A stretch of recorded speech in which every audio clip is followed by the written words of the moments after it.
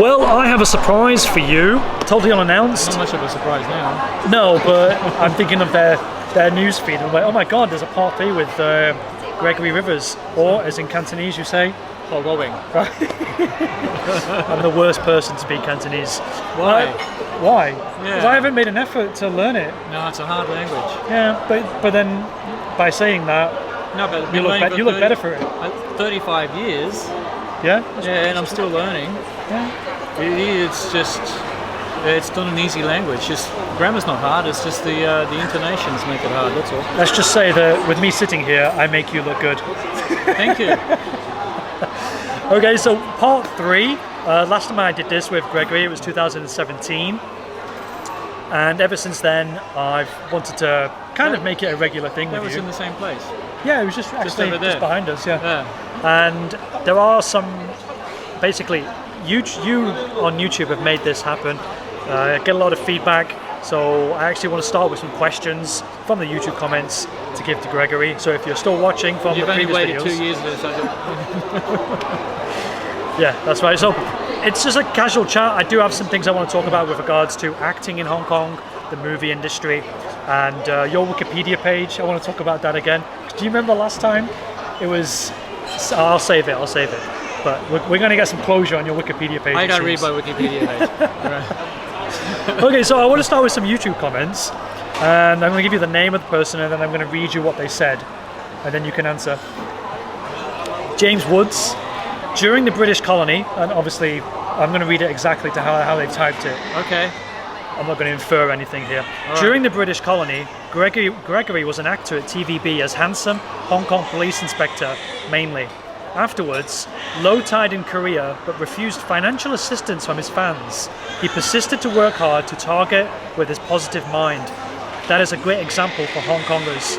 Most significantly, with Jonathan's interview, which introduced Gregory's success to every Australian, hoping his parents are proud for him. Sincerely, Hong Konger in Canada. I'm not sure Australia knows about this. And it doesn't worry me. But I'm interested in this idea because I don't really know you from watching Cantonese TV. But this idea of you've refused financial assistance, so if you could share a little bit about that, I'd be interested. That was a few years ago. What happened?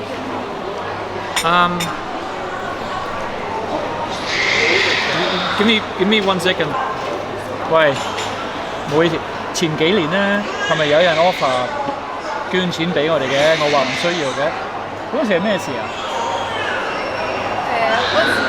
係咪曲奇餅嘅定係咩啊？賣首飾嘅。哦。Anyway, we're back. Do you want me to keep that in? Yeah, it doesn't matter. Okay. Yeah, right. So a few years ago, there was a stage where my wife was making and selling jewelry, and the newspapers picked it up, and it ended up a big article in the newspaper, and so people were saying that we were going through really, really hard times, and they were offering to donate money to us, and we said no. Yeah. But how hard of a time are we talking? At the time, every time we went through the supermarket, we were specifically looking for the red ticket items, which means that they were highly discounted. And if they weren't discounted, we probably couldn't afford them. It was a pretty hard time. Really hard time. Yeah. Okay. This person is clearly a long-time fan then. Yeah, there was some news about it. Yeah. Thank you. Wow Cruiser. I don't remember when was the last time I hear yourself speaking in full English. The most I heard from him speaking English was the word okay. Lol. Yeah, that makes sense. Even now, I've been talking to Jonathan for the last hour actually, and I keep forgetting the words that I want to use when I'm talking to him. I can remember the Chinese, but I can't remember the English. So how much English do you speak on a day-to-day basis now? About 0. Okay. Okay. So I watch English television, but no, in my Hong Kong daily life there is no English. Okay. I'm like that with German. Like I can read more German, but I never really use it every day. So I can't speak, but I can read it.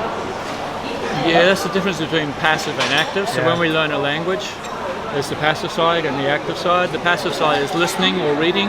The active side is speaking and writing, and they're two different things. James Woods again. Hello, James. He decided to comment on another video, I think, or the same video, but later. I am not joking. Gregory should run a Cantonese school in Hong Kong for Hong Kongers, since he's English, both in oral and written, are much better than most of the Hong Kongers. My English or my Cantonese? Both. You're in a unique position. I mean, the acting aside. We have been, my wife and I have been thinking about doing a Cantonese series, teaching Cantonese to foreigners, not to Hong Kong people. But two things would be that the pronunciation, I wouldn't be teaching. I would indicate the pronunciation, but I would find a native speaker to actually make the sample spoken pronunciation, because there's going to be a slight difference. And I always refer to these things like a photocopier. If you photocopy a photocopier, it gets worse. So if you're learning a language, you really do need to get, your first contact should be with a native speaker to make sure you're getting everything that you should be getting from that pronunciation. Especially with Cantonese, you've got the pronunciation and the intonation. The intonation can be rather difficult to pick up and learn, and we have 9 of them. So, although they only teach 6 now. Do they? Okay. Yeah, the same thing happened with Hebrew. Hebrew was rather complicated for foreigners to pick up with the vowel sounds. They have a lot of vowel sounds, and so in Hebrew they simplified the vowels, so that when foreigners were learning it, they were just seeing, instead of seeing 3 vowels, they're only seeing 1. So languages, when they seem to be too difficult for other people to learn, they try to simplify them. But so in Cantonese, they took 9 intonations and shrunk them down to 6, which is not completely accurate, but it's okay for introductory. Okay. Okay, and plus, I'm an English teacher as well, so I need a job, so I can't have Gregory doing my teaching work for English. Me. Yeah. I actually did the course. Yeah, you can teach English, but not Cantonese, because then you'd be putting the equivalent of Cantonese people out of a job. unless there's the star power, which is something they can't compete with. Nah, because if we're teaching foreigners don't know who I am. There is no star power. Yes. But I mean Hong Kong people, you can't teach them Chinese. No, they'd be teaching me Chinese. I mean, Cantonese, there are phrases that they use all the time that I'm not going to know how to say. Okay. Chinese has a lot of these 4 or 5 character phrases that you can write a whole page to describe the meaning of those phrases. And they learn them from when they're kids, so they hear them once or twice and remember it for the rest of their lives. And as adult learners, we never pick it up. Okay. It's a really deep language. Draco Kaiser says he needs to be casted in Crazy Rich Asians 2 as a Cantonese-speaking cameo. But I'd like to talk about Crazy Rich Asians later. So, how about that? Do you not think if you were casted in Crazy Rich Asians 2, it would be like an in-joke, like a reference of some kind to the Hong Kong film industry? Because in Crazy Rich Asians 1, could be the taxi Hong Kong driver. Isn't really prominent. Okay. I could be a taxi driver. Why a taxi driver? I think about the TV series that they make in America, and you look at the personalities of the characters that they're portraying, and you look at the way they're portrayed, and there are differences to the way they do it in America and the way they do it in Hong Kong and China. I would have to be very careful about which characters I took up, and I'd have to be really sure that I could actually imagine or move into that character before I took it, because otherwise it would just come off like a wax idol or something. It wouldn't work. I'd have to be very careful. Is that also because of it's a different market? You're outside of Asia, so to speak, because the film kind of, in one way, the first one wants to explain the eccentric, rich Asian types. So if you're an American watching it, they wouldn't know who you are in that. I think one big challenge would be that if I was portraying a rich person, I mean a really, really crazy rich person, right? They have an entirely different character about them, and I'm not sure I could do it. Okay. I could do a poor person. I've been a poor person all my life. True story. But truly rich people, they have certain mannerisms. And unless you went and did 6 months of research, checking on these mannerisms, it'd be really hard to do very well. That was one of the issues with Tom Cruise playing that German officer. The film about the plot to kill Hitler. Because he's an American, he couldn't provide the nuance that maybe a European could provide. So he's just basically playing an American in a German uniform. Whereas if you had a German person, or at least somebody who was in that area of Germany and understand the history of the Germanic way of speaking to an authentic level, then you could pull it off better. Where it's just Tom Cruise playing a German in an American accent. Yeah. Pretty much. Yeah. In an American accent. Yeah. But one of the things that I'm really impressed by is back in the World Wars 1 and 2, you had spies from different countries going to other countries, speaking the language in that country, but they were able to do it without an accent. You know how hard that is? It's really hard. So those people had to be really impressive. It's not something my Cantonese still has an accent. It will always have an accent. My Mandarin has an English and a Cantonese accent, which is really confusing for some people. But so to have spies that could go into a country and not be pointed out as being from outside of that country, that they'd have to be incredible. The language skills would have to be amazing. Imagine Quentin Tarantino's Inglourious Bastards with the guy who plays Magneto. Do you remember his name? Nope.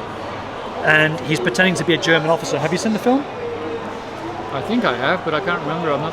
Yeah. He's help me out here with it. I'm going to edit this, because I want the name. I can grab a cup of coffee. Okay. It's really.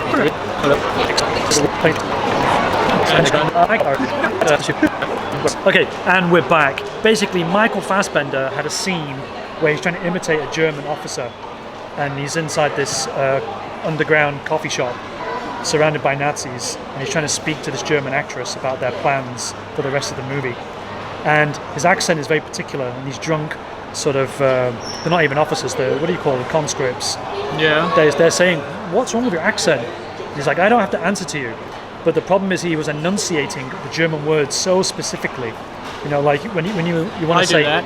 often instead of saying often. Yeah. So he was saying it, he tried to get rid of them, and behind the conscripts in another room is an SS officer who's like, well, yeah, your accent is a bit weird, and you can answer to me. And then the rest of the scene is this SS officer trying to figure out who about Michael Fassbender. But the nuance, he gets figured out because the nuance comes when he asks for three glasses of whiskey. And you don't realise what happens because then the film scene devolves into a shootout. There was something about the 3 glasses of whiskey, wasn't it? Yeah. You don't order 3 glasses or so. Oh, no, the fingers. Yeah, and Germans do it like this.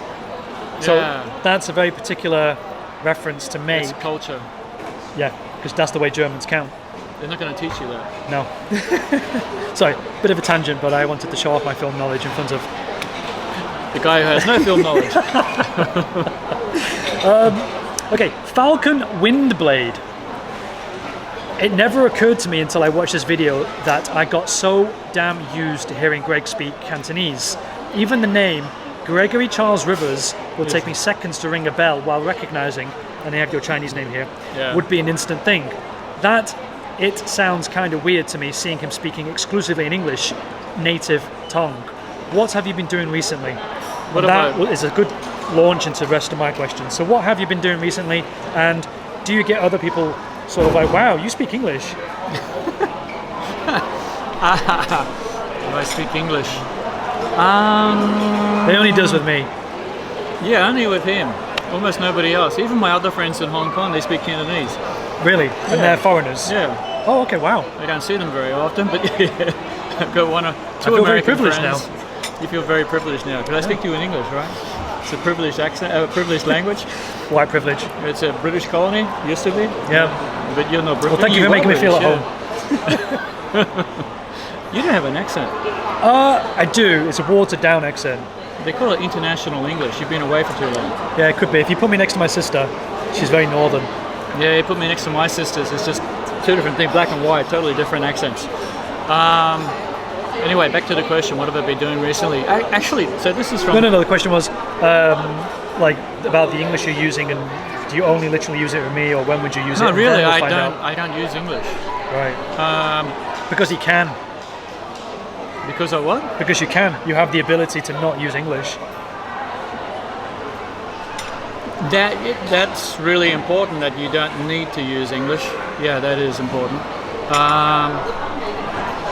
It is a little. There are a few of us in Hong Kong who can speak Cantonese all the time, and we tend to be surrounded by Cantonese people. So, Funnily enough. Actually, it's a choice because we used to be a British colony, and there were a lot of English people, and still, even now today, there are a lot of English-speaking people here who surround themselves with other English-speaking people. They don't speak Cantonese. They haven't tried, and they don't want to try. So they're living in little cocoons in this Cantonese society, and most of the foreigners here are like that, especially before '97. Before '97, it was really like that. But there are a few of us who speak Cantonese, and we're surrounded by Cantonese people. We're not surrounded by English people. So it's different. I was doing a TV series not long ago, and one of the comments that I got, a fellow actor, Chinese actor, he was rather curious because he said one of the things that stuck out was that I treated everybody else as equal people. So you treat them.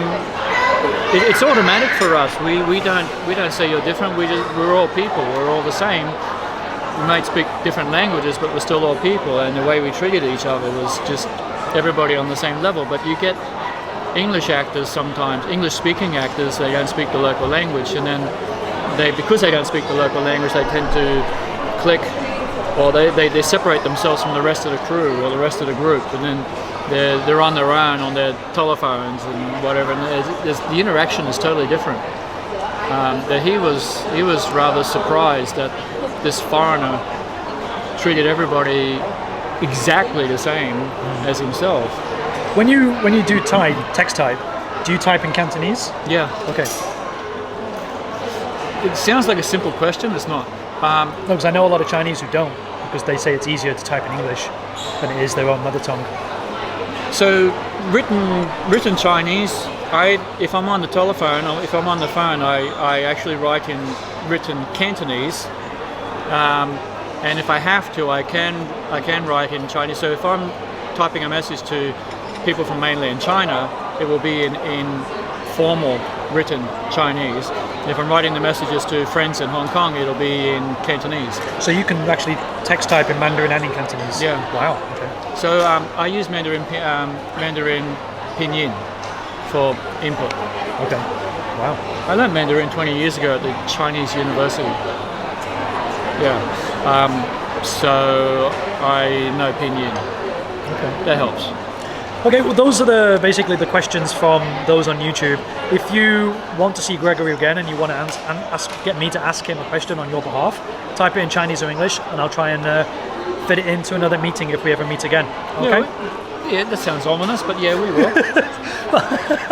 It was just that previous conversation. Well, we don't know what's going to happen. All right, yeah. But I'm trying to keep positive here. But otherwise, Gregory, how's your health, and what have you been doing recently? How's your health? Are you Chinese now? Is that what they say in Chinese? Yeah, they're Homa. Oh, okay. Yeah, you will. Actually, for 3 or 4 years, I had very, very serious heart arrhythmia problems. So, which it means an irregular heartbeat. For 3 or 4 years, every time I got up on the stage, no matter if it was singing or if somebody was giving me a presentation or an award, or I was giving somebody else an award, as soon as I was on stage, my heart would start beating irregularly at up to 180 beats a minute. Whoa. Until maybe half an hour, 3/4 of an hour after the performance or the ceremony. So what have you done to remedy that? It was really hard. So you ended up in this kind of like a vicious circle where you get up on stage and you're nervous because you're performing, but actually you're petrified that your heart's going to start racing at 180 beats a minute irregularly, and that actually makes it worse. So you end up with this vicious loop. So it happens every time. It happened every time for 4 years. And then back in 2017, I decided that in 2018, last year, I was going to put on my first concert in Cantonese. And I knew... Because you're a singer. Is that right? I'm a singer. Just for context. I'm a singer. Yes, I'm a singer. In 2017, I knew I was going to do the concert in 2018, but I also knew that if my irregular heartbeats were going to persist, I would not be able to survive through a 2-hour concert. So in 2017, for the sake of my concert, I decided to have an operation. And so we had what they call a cardiac ablation, electroablation operation, to go into the heart, find out what the problem was, and then try and remedy it. But it turned out that one operation wasn't enough. I had 2. And the thing about the ablation operation is the first thing is the first operation they found in there was a short fuse between the atrium and the ventricular of my heart. There was a little bridge, which happens in some people, and you get a little bit nervous. It short circuits the heart, and you go into ultra high heart rates. So they cut that, and that kind of helped that part. And then you also had other types of irregular heartbeats, and they went searching through the heart while I was under anesthetic, looking for pacemaker cells that were firing on their own instead of waiting for notification from the brain. The first operation, they killed like 100 cells. Okay. But what happens with these operations is the 3 months after the operation is what they call a whiteboard time, where anything that happens in that 3 months is not indicative of the success of the operation. The scar tissue has to, from the burning in the heart, the scar tissue has to heal. It takes 3 months to heal totally to a point where they can trust what's going to happen next. So after the first operation, I had to do a stage play. And when everything was doing okay until we got halfway through the stage play and I started beating at a permanent rate of 117 beats a minute. It wouldn't slow down, it was just constant 117, that was atrial fibrillation. And it would go for an hour or 2 hours, and then it got to the stage where it was going for a day or 2 days. So we knew that the first operation, it can be a side effect of the operation, so we had to have another operation.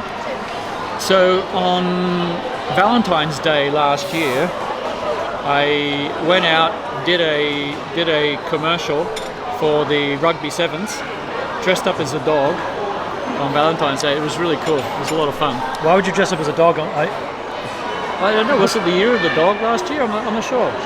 It was just really cute. It was fun. And then was it year of the dog last year? Yeah. 舊年我扮隻狗啊，係咪因為係咪 We've got our support staff 啊 off camera. Yeah. 點解係隻狗啊？9年啊嘛。Yeah, it was year of Chinese, year of the dog last year. Okay, just for clarification. Sorry. Someone might at me on YouTube. And then after we'd finished all the shooting, I went straight to the hospital without the dog suit, but I still had the dog makeup on my face. But it's you, so it's fine. I thought it was a lot of fun actually to walk into the hospital, still looking like a dog. It was really cool. And then go into the hospital and do the operation the next day on Valentine's Day. It was the second operation. But even then, a month after the second operation, I started beating at a permanent rate of 130 beats a minute, and it went for 3 weeks. Wow. Without slowing down. But the 3-month whiteboard period for the second operation ended on the first day of my concert. So we're doing all the planning for the concert and learning the songs and getting everything arranged and doing the marketing and everything without actually knowing what the state of my heart would be at the time of the concert. But we do it anyway. So last year we did the concert, so there was 2 concerts on the 31st anniversary of my arrival in Hong Kong, which is the 31st of May in 1987. Okay. So the name of the concert was 31-31 because it was 31 years in Hong Kong from the 31st of May. and it was a really big success. The 2-hour concert in Cantonese, a lot of my favorite songs from the 80s, from Cantopop from the 80s. It was really cool. And then after that, we had a rest period, and then end of last year, I was in a TV series, filming a TV series for 4 months. I'm one of the lead actors. And is that in Hong Kong? No, it was in China. Okay. And as a protagonist, 300 scenes in Mandarin, which was it was really hard work to learn the script in Mandarin, because I don't normally speak Mandarin, and so even my heart pressure was at 145. For the first 2 months of filming, because I was trying to cram all this Mandarin, 300 scenes of Mandarin into my head. But we survived, and even while we were filming the 4 months, I also had to prepare for my second concert. We did a repeat of the concert last year in February this year for a charity. So while I'm in China doing this TV series, I'm also rehearsing the songs for the concert, come back to Hong Kong for a week to do the concert, and then go back to China and continue with the film, the TV series. Intense. Yeah, it was really intense. I was completely worn out, but everything worked. And you're still with us? I'm still here. I'm not dead yet. No, but that's that is very personal. So thank you for wanting to share that with the YouTubers. Because one of the things is that the online life of celebrities and actors and whatever, you tend to only see the happy side. Yeah. And so you get people who only see the happy side of everybody else, and they think, why isn't that happening to me? And then these people get more depressed, and then a vicious cycle, and they end up hurting themselves. But the truth is, it doesn't matter who you are, you're going to have challenges and difficulties and problems, and then it's up to you to work out, what you're going to do about it. Yeah. And so the first operation was actually really painful, because after they normally let you out one day after the operation, but my first operation was my heart just started going crazy after the operation. We thought I was going to die, and I was in hospital for 4 or 5 days with painful medications trying to keep the heart rate under control. That was really, really tough time, but we survived. Beating at 130 beats a minute constantly for 3 weeks straight. That's interesting. But that's the operations. Cured about 90% of the problem, but not 100%. So after I finished filming my TV series in China and came back to Hong Kong in March, one of the things I did was I converted to decaf coffee, and caffeinated tea is completely off the menu. So I don't take huge doses of caffeine anymore, and that's helped as well. And then I've taken up cycling.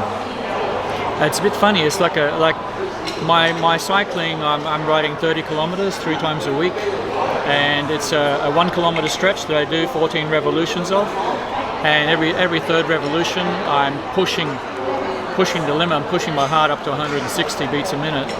And I remember when I first started doing it back in April, I was very apprehensive, because I was worried that when I started pushing, my heart would react and I'd go back into some kind of arrhythmia or atrial fibrillation. I wasn't sure what was going to happen.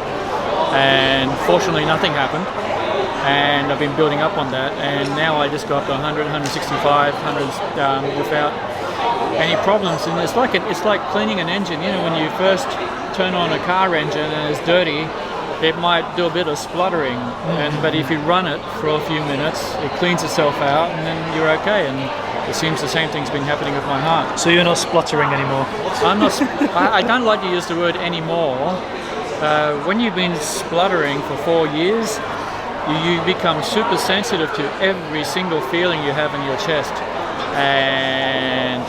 But for the last 3 months, it's been really good. Okay, that's good to hear. Yeah. So, but yeah, the thing is that we do have challenges, and some of them are really serious challenges, but we don't give up. The other thing is, the other challenge right now is that we're planning another concert next year, probably in June. And for us, because it's still another challenge, because I don't have a big company behind me. It's just us doing it. So you don't have big money backing you up, and no matter what happens, it's still us. We're taking the whole risk. I'm not a commercial superstar or anything, but we're planning to do two concerts, 2,000 people total audience, and the whole thing is a gamble. Where will those be if these people want to get tickets? It'll be in Hong Kong. Yeah. We're still working out which venue we're going to use. We have an idea, we just haven't made the final conclusion yet. Okay. And then you've got the whole atmosphere in Hong Kong, so we don't know what the atmosphere is going to be next year. But you can't just see all of these obstacles and say no. You still have to make the effort. So you know what the risk is. You know how bad it might go, but you just try your best anyway. Sure. Okay. The Apple Watch. I guess you've got the Series 4 for the heart monitoring functions. He's a smart man, isn't he? I had an Apple Watch 3 and gave it to my wife, and bought the 4 because the 4 can actually map out the ECG. Yeah. And the ECG is really convenient. I can show it to my doctor, and he goes, "How come you got this?" I said, "Well, my Apple Watch did it for me." And it's like, wow, cool. Okay, now this is a B wave, and this is a C wave. All right, yeah, you're looking good there. Good. I was in Australia in April, and this is after coming back from the TV series. And I was driving the car, and I went into atrial fibrillation. I was doing 100 and this is this year, not last year. A bit scary that a year after the operation you're getting atrial fibrillation. It's not nice. So it was beating at 120 something beats a minute, constant pace, and blood pressure was dropping. I had to drive back home 45 minutes back to the hospital, and we had to go slow because not enough blood in the brain. We got to the hospital, and I said I'd been beating at 129 beats a minute. She said, "How do you know that?" I said, "Well, my watch told me." It's like, wow, crazy. That's cool. It's crazy what it can do today. But no, it's really good that you can actually you have this record and you can show the doctors. And like when I'm cycling and I'm pushing myself every third lap, I can actually when I hit 160 beats a minute, I can just pull off a little bit and not let it go too far. And then I can show my doctor, okay, here's the graph of my heart rate for the whole 1.5 hours, 30 kilometers, and you can see how it's going up and coming down and going up and coming down. It's really cool. It's very empowering as well, in a sense, because I've just got one myself. So I really love the data aspect, the data collecting aspect to it. But the fact that yours with it being the Series 4, you know what your heart is doing. You don't have to just do this. It's not 100%. No, but it's better than just. Well, no. One of the feeling. problems is that if you've been sweating, the ECG doesn't work. Oh, come on, Apple, fix that. We all sweat. So you get sweat in between the watch and your skin, and then the ECG doesn't really work anymore. That's a problem. Just a side question to the fact that you're sharing this. How prevalent are you online where you can be sort of open or intimate with yourself? Because just judging from the comments, even the ones I haven't shared with you, there are people who seem thirsty for information about what you're doing, and they show appreciation in the YouTube comments for the fact that they can get an update on you as to what you're doing. You have to be careful with the challenges, with publicizing challenges. I mean, there can be multiple repercussions. One of the effects might be that people will think that we're looking for pity. They're looking for compassion or something. Okay. But that's not true. If me personally, if I'm telling people about what I'm up against, it's just to let people know that I'm a normal person. That like everybody else, we have our challenges. Yeah. And we're not having this 24-hour happy life every day. So what you're saying is you're not Kim Kardashian. Where everything is just, I have an amazing ass, an amazing family. This is the extreme side of it, and you're here to tell us that you're not living that TV KK life. has a rating of 1.2 at the moment, so... Is it? Yeah. It's just SJW Warriors. I just don't believe it. She's a star. She's a star. She's a big star. we have different ways of working, different attitudes, different things, different systems. So it's different. Yeah, I'm not Kim Kardashian. I don't know how we go from that. Confirmed. Okay. I want to talk about your Wikipedia. So, what happened if you haven't seen? Wikipedia's a strange thing. Yeah. If you haven't seen the 2017 edition of our chat, I quoted something. Or was it? I think it was the very first one, actually, 2016. I quoted something from the Wikipedia page, which you said I never said that. Well, I'm happy to report that line where you said. Well, I'll repeat it. The Aussie that often says that in Hong Kong he has found America, end quote. That now doesn't exist on the Wikipedia page because it was updated, by the way. Someone's updating it, and the last time it was updated was on May the 28th, 2019. Wow. So someone's updating your life. How do you feel about someone updating your life? Do you remember that movie where this guy, his life was being dictated by a novel that somebody else was writing? No, but you don't remember that movie, or you have? I'm vaguely aware of it. I know it's not Sophie's World, but that's similar. But no. Yeah, fortunately, that's not happening to me. We're terrible at movie references. Yeah, in that movie, everything the novelist was writing was happening directly to the main character in the movie, and he could even hear her voice as some kind of invisible navigator in his head. I know it now. There's a comedian. Yeah, there's famous a comedian. Yeah. Stranger Than Fiction. Stranger Than Fiction. There we go. Who was the actress? I have no idea. Well, she was really good because she was totally different to any of the other characters she's done anywhere else, and that's the mark of a really good actor. Okay. That was so cool. If you see an actor who's got basically the same personality in every character they do over 10 years, it's okay, but not great. But if you get somebody who can just change totally from one part to the next, that's incredible. Okay. Yeah, she's one of those people. So, with regards to Wikipedia, people deciding what's important in your life to share, how do you feel about that? How do you feel about that? I don't know. Okay. There's nothing we can do about it, so why worry about it? No, there's that as well. Yeah. Well, you saw me stabilize the table. I'm a control freak. He's got a slight control. Yeah. But so do I. So if you make a Wikipedia page about me, just confirm with me first. He's got slight, small amount of obsessive compulsive disorder there. And there are some crazy things. Yeah. So do I. But this is really strange because the obsessive compulsive only applies to certain aspects. Like right now, one of my compulsions is trying to save water, and so I'm brushing my teeth, and I'm trying to think, now the tap should be running while I'm brushing my teeth, or I should turn it off.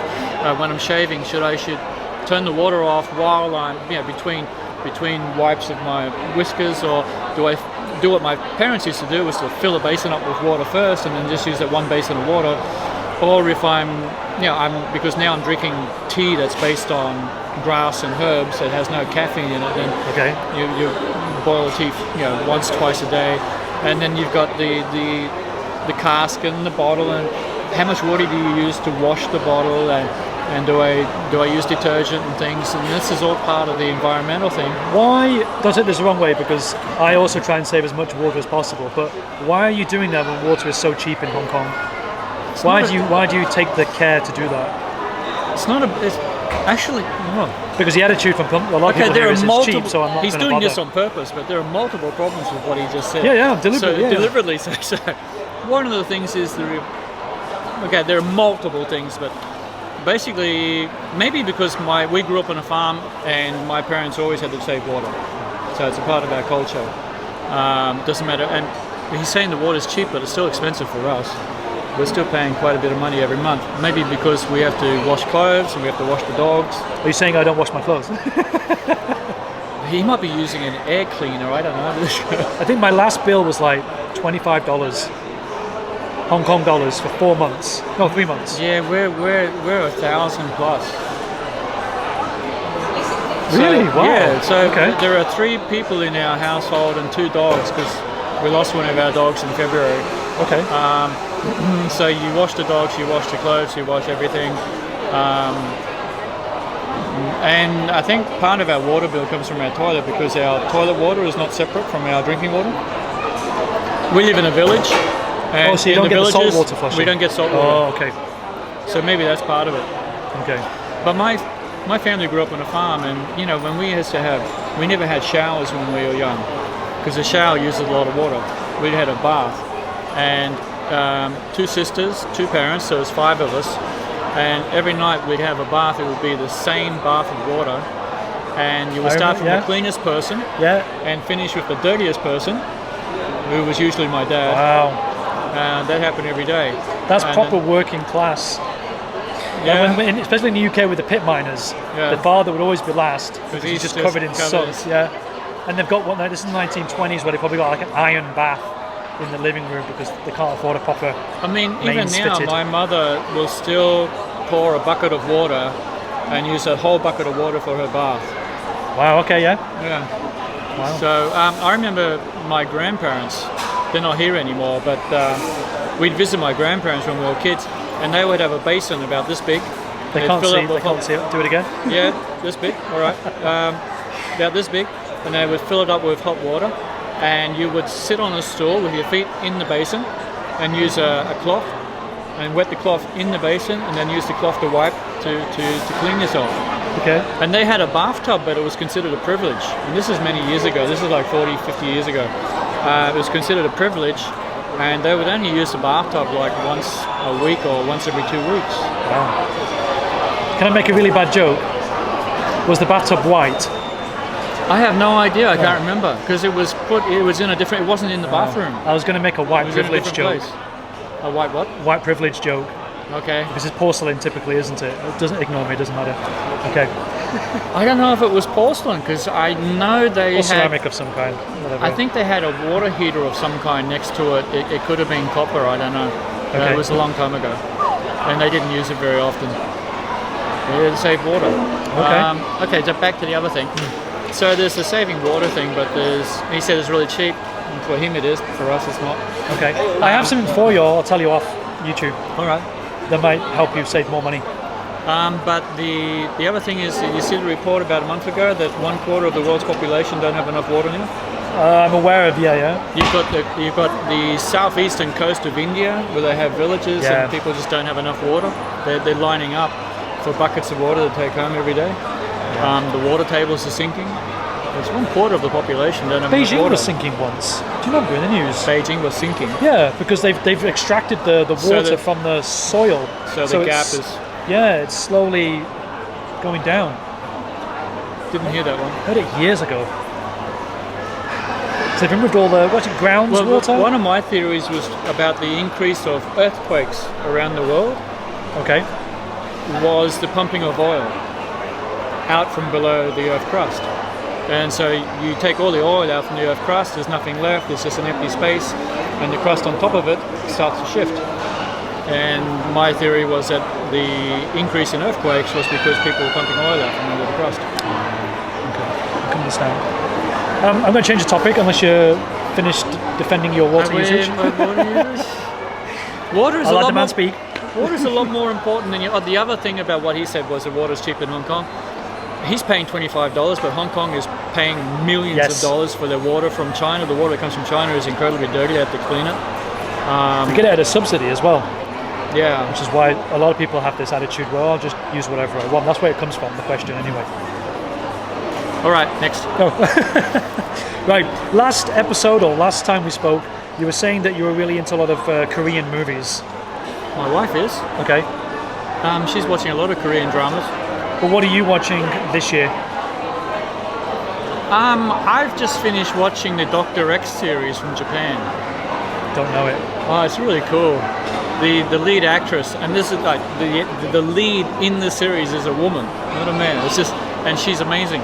The stories are amazing. She's amazing. She's just really cool. She's just totally different. Mm-hmm. She's one in a million. Because these characteristics that they have in their characters, it's just I think it's got to be part of the actress to actually have to learn it and then put it into every episode in the series to have that character. That'd be too hard. I think it's part of it, but she's just a really special person. It's a really cool series. It's called Dr. X.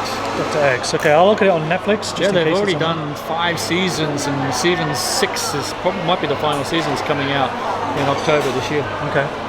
Yeah, a really cool series. Actually, I've just remembered there's a Wikipedia thing I want to talk to you about. Sorry, we're going to go back and then we'll go back onto movies Wikipedia. again. It says, with regards to your filmography, Yeah. your last TV series was like 2008, but then the last film work was 2017, and it was something called OCTB, which is Organized Crime and Triad Bureau. But when I look at it on IMDb, you're not mentioned. It's only there, but when I click on the link, again, this is Wikipedia, when I click on the link, it takes me to the Hong Kong Police Force's website.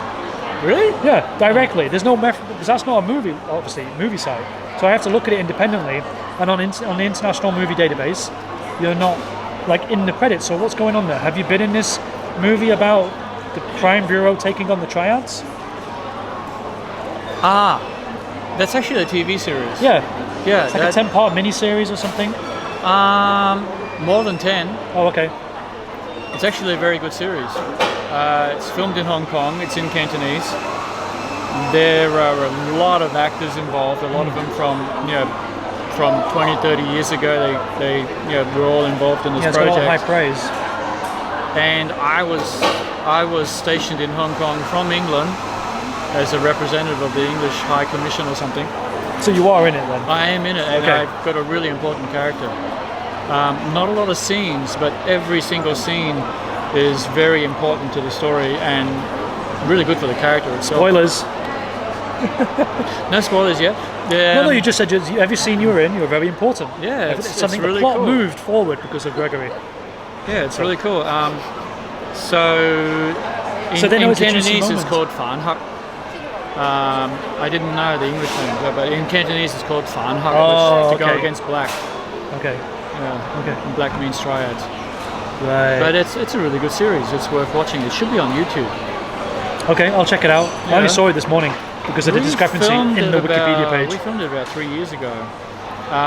Funny thing about the irregular heartbeats is that almost every performance or every time I was working and I had the irregular heartbeat, I can actually remember that occasion.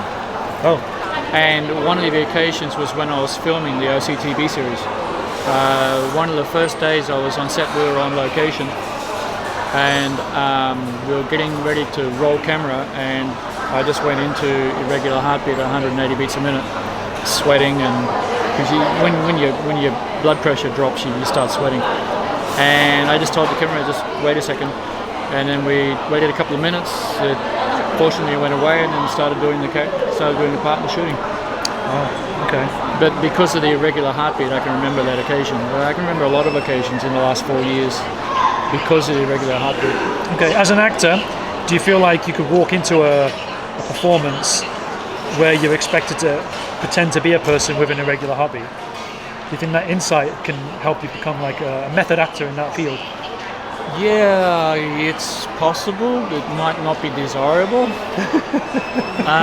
Because if you wanted to do it for real, it would require me remembering exactly what happened and what the feelings were at the time, and that's not a very comfortable proposition. Yeah. I mean, I'm half joking, but there are some actors who take their work so seriously No, yeah, that they want to even pull their teeth out for a movie role. I don't know how to answer that one. Pull their teeth out for a movie role. I'm just wondering how you put them back in again. I don't know how he did it, but he literally did pull it out for a movie with Brad Pitt. He was a tank operator Yeah. a couple of years ago. He's the one who went crazy. He was in Transformers, the first few Transformers films. Him. Don't know. Okay. I don't know either. No, there are. We did talk about actors who studied under Lee Strasberg, and then they, for certain parts, they had to dig deep, and that means going back and reviewing certain occasions and certain experiences and trying to analyze and re-experience. If they're under Lee Strasberg, it literally means re-experiencing the emotions from that time. Not remembering, actually experiencing. That could, for some people, that could be really difficult. One of the women referred to as doing this, Lee Strasberg and digging deep, was Linda Hamilton. Okay, yeah. In Terminator. She had to do it again this year or last year for the new Terminator movie that's coming out. She studied under Lee Strasberg. It's really incredible. Yeah, but Yeah, trying to re-experience the feelings of, serious arrhythmias. It would depend on the part. Yeah, it would depend on the part. Okay. Last time we spoke also, we try to forget. Okay, it's understandable. Because it's a vicious cycle. When you remember it, then you become super sensitive to it, and then there's a likelihood that it can reoccur. Yeah. Is there anything else you're watching? At the moment, I'm trying to cut back. One of my biggest problems in life is I watch too much TV. So I'm really passive instead. If I'm working, I work like a dog, but if I'm not working, I'm wasting my time watching TV. And I'd rather be writing stuff or learning languages rather than just sitting in front of a TV monitor. If I remember correctly, you were learning, well, obviously besides Mandarin, Cantonese and English, you were also doing I'm learning Aramaic, English. was it? Was it Aramaic or Hebrew? Hebrew. Yeah. You said you wanted to learn something that was totally different to something else that you've already learned. Yeah. Yeah. Hebrew and Persian. Yeah, it didn't get very far, but I'm still learning it. I haven't given it up. It's just that I'm not actively, reading books and taking lessons. Not doing that. I forgot to mention, when you were saying you needed to learn your lines in Mandarin. Yeah. I was actually, I had a choice. I was actually told that I didn't have to learn the lines in Mandarin. I could learn them in Cantonese. But languages have their own personality. Yeah. And to be speaking the lines in Cantonese has a slightly different effect on the character than if they were speaking in Mandarin. It's slightly different. And then I also took it as an opportunity to improve my Mandarin. So I decided that I was going to do the whole thing in Mandarin. I think out of 300 scenes, I just had 2 characters that I left in Cantonese, and everything else was in straight Mandarin. And my scenes, there were scenes where 3 or 4 pages was just me speaking in Mandarin. There was a lot of dialogue, a lot of work. What I was going to say is I'm learning Mandarin myself. Okay. And my Mandarin teacher in the last class or so, she brought a book and I had to read it. Obviously in Pinyin, I can't read actual Mandarin. But reading it for an hour changed my breathing. And I found it exhausting to just read. Whereas I could read in English, fine. But because you're having to do the intonations with every single word, and to me, I'm exercising those muscles again, and they're still kind of like, I need to flex and I can't just settle yet. I have to think about it. My breathing had changed totally. You using 1, 2, 3, 4, or are you using the dash and with the dashes? The dashes. Yeah. But yeah, so I can understand what you're going through, trying to learn Mandarin myself. With it all changing my breathing. I was lucky because half of the characters in the script I already knew. I knew the meaning of every character in the script, but trying to remember the pronunciation and the intonations. Yeah. So I had PDF version. I printed PDF versions of my script, and then went in with a very light silver color marker and put intonations on the characters in really small print. So if I was looking at the script in normal size, I wouldn't be able to see the intonations that I'd marked. And then if I wasn't sure, or if I'd forgotten what the intonation is, I could just enlarge the PDF, look at the intonation and shrink it back again. And I did that for the whole script. You would run out of breath? I just felt tired. My lungs felt tired, not because I was speaking, but because I was breathing. Why were you breathing? No, I just decided to breathe for a while. But no, I just felt it was from the breathing. I could go on. My brain was okay for learning the Mandarin, but my lungs were just exhausted, which was a new experience for me, which normally my brain would give out first, not my lungs. But I didn't know my lungs could do that. Just an odd thing. There we go. I'd have to observe it to make any comment about that. It's interesting you run out of breath because of the tonations. Yeah, I think so. I have to say it forcefully to remember. Forcefully to? Are you? I guess I'm trying to stress. Maybe I'm overstressing it. Reinforce. Possibly. Like I say, it could be stress. I'm stressing the word to remember the actual tone. It's really hard, right? It is, but I know I can do it. Yeah. I know we can all do it. It's just for the Chinese people. It's actually what's really interesting for me anyway is that you've got Mandarin has intonations, Cantonese has intonations, Mandarin has 4, Cantonese has 9, and you would think that the Mandarin people learning another intonated language wouldn't have any problems. That's not true. The Mandarin people have lots of problems learning Cantonese, and Cantonese have lots of problems learning Mandarin. It's just really weird. You'd think that, okay, because the Cantonese people, when they hear any character, there's no analysis. As soon as they hear the character, the intonation is an inbred part of the language. It's not an additive. For us, it's an additive because English doesn't have intonation. So when we learn the language, we have to specifically learn the intonation and then try to remember the intonation. But for the Cantonese people, it's just part of the language. It can't be taken apart. It's there. It's permanent. And they can hear it straight away. And you'd think that these people, if they were learning another intonated language, they would have the same, they would hear the tone and be able to reproduce it, but it's not true. It's really strange. It's like Scottish English and English. It's like that. He lost me, but that's okay. I've got a Scottish friend and it's really cool when he's speaking with Scottish accent English. It's really cool. I'm just making another bad joke. If there's any Scottish listeners listening to who want to listen to you talk about it, then I don't like that Jonathan now. My friend lives in Dundee. There you go. And he speaks Cantonese. My next speaks really good Cantonese.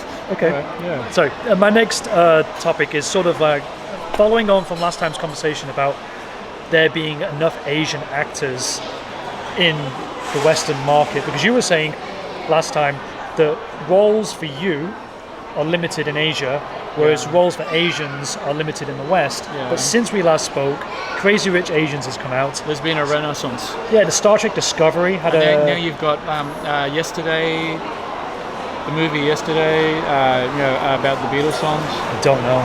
And then there's another one coming out now. When the lead parts are Indians. Okay. From America. The minorities seem to be making a bit of a comeback at the moment. Yeah, Marvel movies really cool. are promoting Asian women in their movies, but that might be China. I think she's American Chinese. They're trying to get into the Chinese market. There's they've got to have Chinese people in but they've announced the Shang-Chi movie, which has to have an Asian male lead. What Chi movie? Shang-Chi. He's like a Bruce Lee sort of inspired superhero. Okay. He has the aesthetics of Bruce Lee, but he's an actual superhero with superpowers. Yeah. But he was created like many years ago. He's Chinese or he's Asian? I think he's Chinese Canadian. Okay. The actual actor that they've picked. He's got to speak English. Yeah, he's got to speak English. Yeah. But so not many Chinese people speak good enough English to do that. Yeah. They can't. Yeah. They can't have a Mandarin Chinese yet. But they got Star Trek Discovery as well. And you had Michelle Yeoh as the lead opening lead. She was like a starship captain. Interestingly, she's in Avatar. Michelle was in Star Trek. Star Trek Discovery, yeah. Really? Yeah. They killed her off after spoilers. They killed her off after a few episodes, but then she returned. Okay. Yeah. She returned like for an alternate universe sort of interpretation of herself. But she's in Avatar 2 and 3 as a human, not as an alien. They're filming Avatar 2 right now in New Zealand. Yeah. She's playing a doctor. I've only waited 10 years for the Avatar 2. It's not just you. James Cameron's amazing. It takes so long to make the movies. Yeah, but he's really amazing. Oh yeah. It's just... I was watching one of his other movies not too long ago. He's so cool. My question is, do you think the perceptions or do you think the market has opened up for Asian people? I mean, we can have these big movies that get a lot of limelight, but has it opened up from your point of view? In the West. Yeah, in the West, you've got more movies now coming out with minorities taking leading parts, which is a really good thing.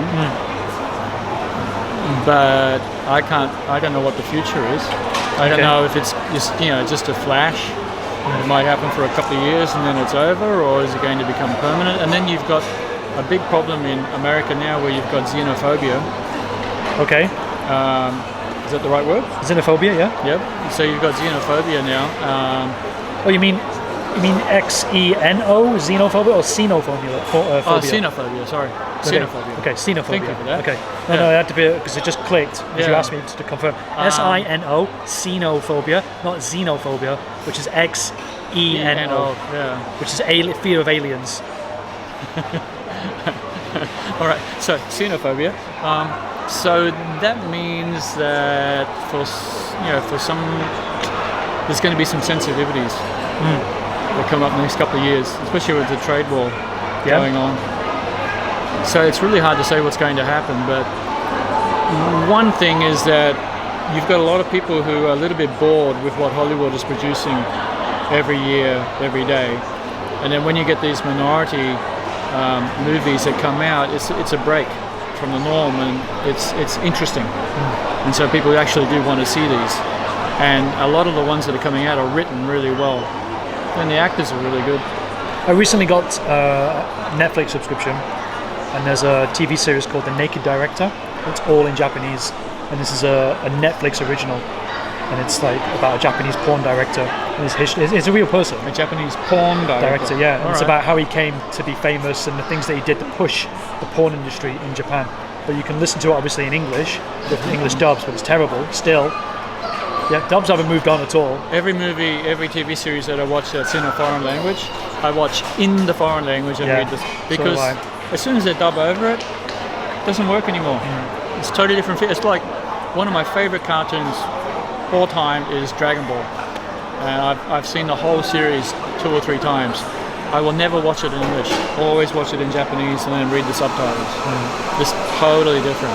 There's also another series which I mentioned off camera, which is one of the problems with a movie that we saw this week. Abigail. Okay, I don't know it. Abigail. I think it was produced in Russia, and they dubbed it in English, and the dubbing was really bad. Okay. It ruined the whole movie. If they'd left it in Russian and put in English subtitles, it would have been a lot better. It's a really cool movie, except for the dubbing. The other TV series is Altered Carbon. Yeah. But inside that TV series, there's loads of minorities, but the main actor, the character, he's Asian. And I watched an episode last night, and it's an Asian man kissing and making love to a black woman on the TV series, and I was like, whoa, that's new in itself. But what's happened is that the Asian actor is being played by a white actor, because there's this technology where everyone's got like bear with me. There's these discs, and you insert them into the back of your neck. Yeah. So if you die, you can take it out, and they put it inside a new body. So at the moment, the main actor is white, but the film flashbacks to when he was Asian, and he's Japanese, and it shows his sister and everything, and it's all his previous life. But so they're transferring the personality and intelligence around in different bodies. Yeah. But what happened is that there's some point in the movie, in the TV series, the white guy with the Japanese person inside of him, he has to fight his own body because someone's copied it and cloned it. And so it gets confusing, but then I'm also left with this realization that race isn't an issue. No one's mentioning anyone's race or making it a big deal, because everything's so interchangeable: gender, sex, age, race. It's all higgledy-piggledy, and everyone just deals with it, and they just have to focus on who that person's character is. You're judging them on their character, not on anything else, because it's so interchangeable.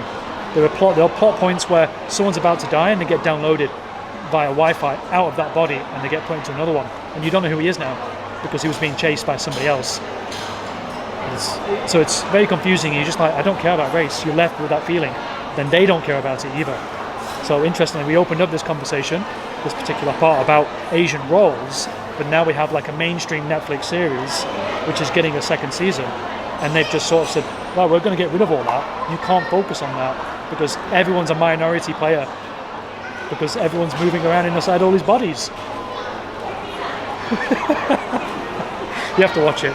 You have to watch it. Yeah. I think I have seen it. I just can't remember. You mentioned it. The guy, you know who the actor is. You mentioned it before. He played RoboCop in the rebooted version of RoboCop. Can't remember. Okay. Yeah. RoboCop's a long time ago. No, the remastered, the new one, 2014. Oh, 14. Okay, I think I led you down a dead end there, haven't I? Kind of. Okay, yep. So we're talking about has the the market actually opened up? It's opened a little bit. The track. Okay. Yeah. What's going to happen next? I don't know. It's just so. Right now, the whole world is changing incredibly fast. Everything's changing. You've got xenophobia, you've got the trade wars, you've got people picking sides, you've got the internet is changing, social media is changing, everything is changing. It's changing really, really quickly. So next 10 years are going to be incredibly interesting, and there's no one direction for anything anymore. So where do you see yourself? I have no idea. Okay. I'm not leaving. I'll be staying here for a long time yet. The acting is still really hard because you're still a Caucasian actor in a Chinese world. So it's like the TV series that I did the beginning of this year. The director hired me on recommendation from somebody else, and even he was a little bit nervous about hiring me for this part because it's the lead protagonist. And it took a couple of weeks of filming before he was able to relax. What was his concern? That I couldn't handle it. Oh. So I've done 30 years of acting, but there aren't many parts in that 30 years where you've got 300 scenes. And that 300 scenes means that you have to basically be able to handle any emotion that's required of the character. Dialogue is one thing, but then because in China the series are dubbed anyway, they're more concerned about the acting than they are about the dialogue. They say that, and then when you miss a couple of characters in the dialogue, they say, no, you can't do that because we can't dub it if you're missing the characters, so go back and do it again. But anyway, so the acting is important, and they weren't sure that even with 30 years of experience if I could actually handle it. Okay. And then the director's friend said, no, you should try him. And it took him a couple of weeks to settle down and realize that I was okay. There was one day of filming where I did 17 scenes in a row, and that was cool. That was cool. But it's funny because I don't know how they do it in America, but over here everything gets filmed pretty fast, and so you get onto the set, and the actors, the director, and they'll be working out where you're sitting or where you're standing, where you're going to go, and when you're going to say each sentence or whatever, basically. And then you might try and improve it a little bit. But basically, you'll do a master where there's a camera at a very wide angle taking the whole scene, and you go through the whole scene, beginning to end, and then you come back and you do the tight shots of each of the characters, and it's all actually pretty quick. It's not like you have a chance for perfection. So you might get 3 chances to be able to make that character in that scene to make it work. And if you don't have experience, you're not going to make it. You're simply not going to be able to get the result that everybody's hoping for. But we did well. He was happily surprised. Okay, good. So he sort of changed his mind about you, and the rest is history. Well, I don't know if he changed his mind, but he was happy. Okay. But one of the things that surprised him was that because it was Mandarin, not English, so I had to literally memorize all the scripts, even from the beginning of production. And we'd get on set, and we'd finish a scene, and we'd come up to the next scene, and I'd say, what's the next scene? Because I wasn't looking at any rundowns. I said, what's the next scene? And I said, scene 15, episode 15, scene 5. I said, what's the first couple of sentences? And he'll read the first sentence, and then I'd read out the whole. I would just tell him the rest of the script for the whole scene, and I could do that for every single scene that we filmed. And the assistant, everybody's lines now. No, just mine, okay. mine. And then the assistant directors just what? And after a couple of days, they stopped asking me anymore. So they could relax. Yeah, they knew I knew my lines. Some people talk about how actors concentrate on the lines, and they should be concentrating on the acting. The problem is if you don't have the lines down, you can't act. So you've got to have the lines down pretty well if you're going to do a decent job of the actual acting. Okay. Well, I'm out of my questions. You're out of your questions. Do you have any questions? She's asking. She wants to know when you're going to finish. I'm asking Rhea if she's got any questions. Do you have any questions you want to ask Gregory in Cantonese, and you could do like a Cantonese little segment? No? Okay. Right, so there's no Cantonese segment. Maybe next time. Thank you for your time again. Yep. Okay. Okay, thank you, Gregory. Hope you enjoyed this one. Yeah, I hope you enjoy it too. Usually these are live streamed, but today I didn't want to live stream. Keep it really simple and just make it a sort of YouTube exclusive. Okay. This will be a podcast though, so you can listen to it on the podcast. The podcast is Hello from Hong Kong, and you can find it on Spotify or iTunes.